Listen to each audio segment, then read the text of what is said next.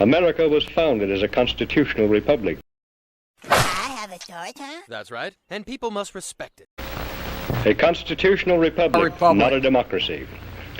The ideal of a democracy is universal equality. The ideal of a constitutional republic is individual liberty.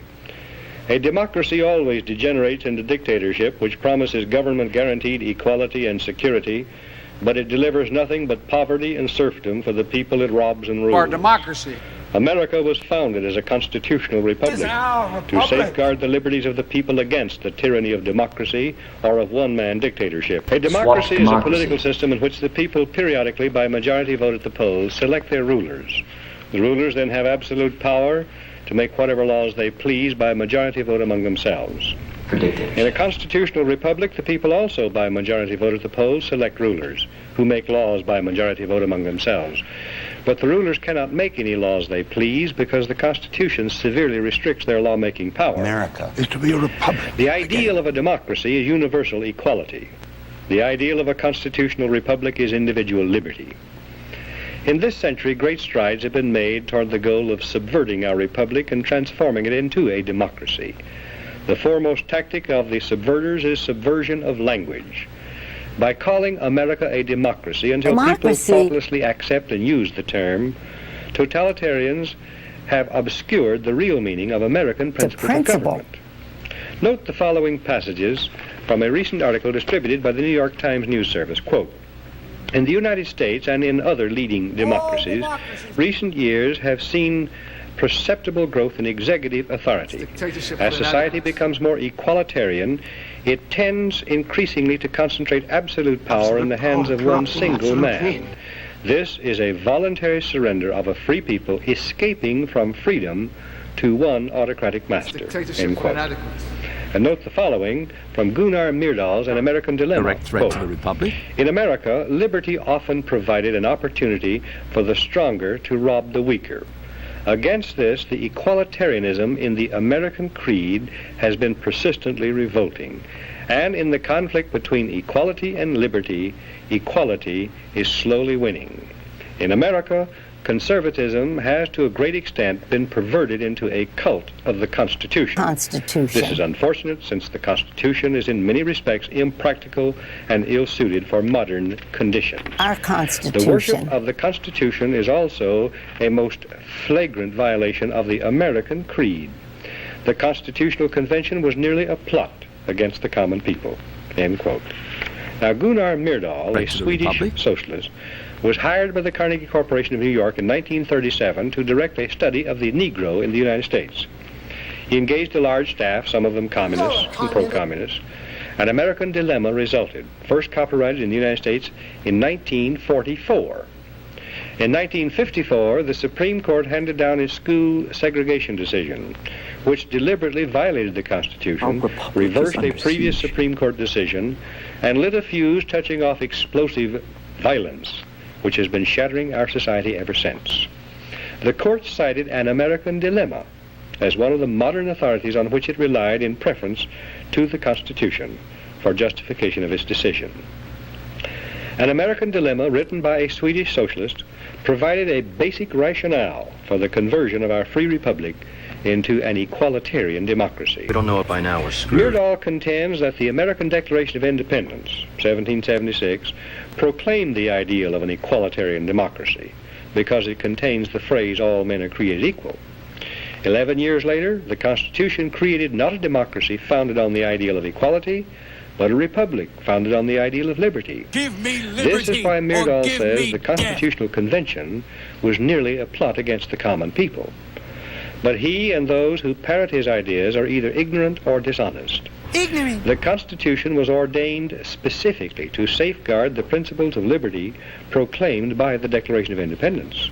Listen The carefully. Declaration's phrase, "all men are created equal," means that men are equal before the law and before the Creator, regardless of their inequality in human society. The Declaration says that men are endowed with unalienable rights, and that the purpose of government is to secure these rights.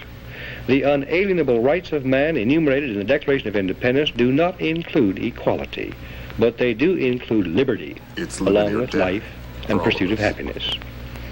Equality of all men in the eyes of God and before the law is a condition essential to freedom.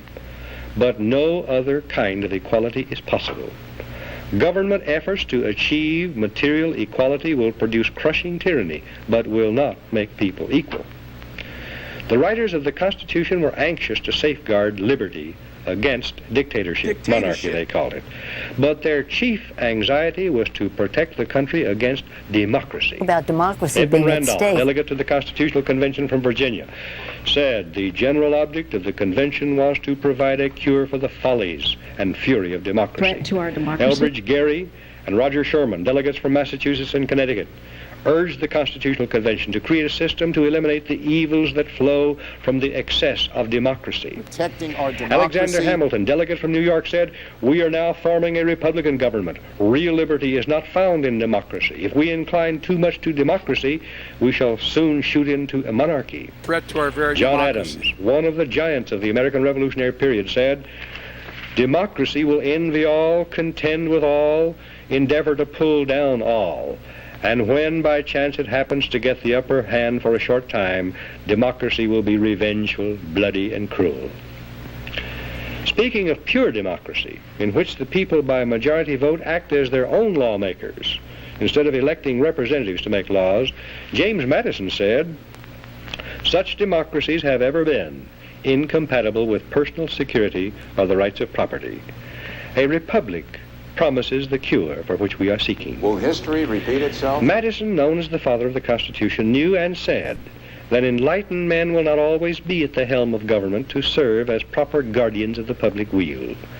He knew that unlimited political power cannot safely be entrusted to the nation's elected representatives to use as a majority of them see fit, because, he said, a majority of a group of men is far more likely to be tyrannical than one man is. Corrupt bureaucrats. In a democracy, if a majority should develop Ladies, it hatred isn't for my all decision. blue-eyed babies and order them eliminated, the babies could be legally executed, because whatever a majority wants at any given moment is supreme law of the land in a democracy. I have to let you go. How can liberty be safeguarded against the mindless, soulless tyranny of majority rule when government is founded on the principle of majority rule?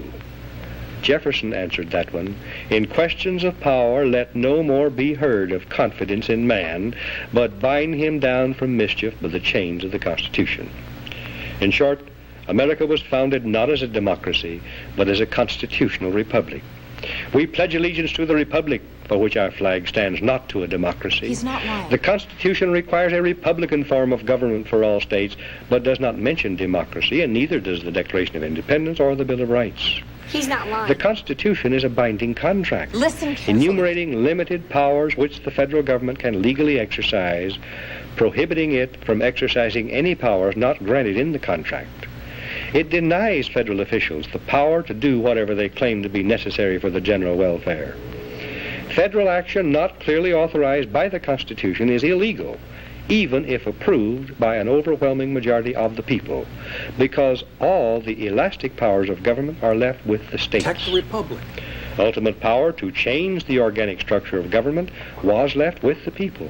But the means of making changes, amending the Constitution, were carefully prescribed to militate against hasty, unwise decisions by the people. As Benjamin Franklin left the State House in Philadelphia on the closing day of the Constitutional Convention, a woman asked him what kind of government the convention had given America. And Franklin replied, "A republic, if you can keep it." Very old and very wise, Franklin saw through the mists of time to the day when Americans might trade their freedom in a constitutional republic for the promise of government guaranteed equality and security in a democracy. And beyond that, to the day when democracy inevitably degenerates into dictatorship, guaranteeing nothing but poverty and serfdom for the people it robs and rules. The American constitutional system, unique in history, enabled Americans to develop a backward continent into the most magnificent nation of all time. The system was designed to prevent both tyranny by government and reckless rebellion by the people. We must restore it and keep it. The preceding was a statement by a concerned citizen.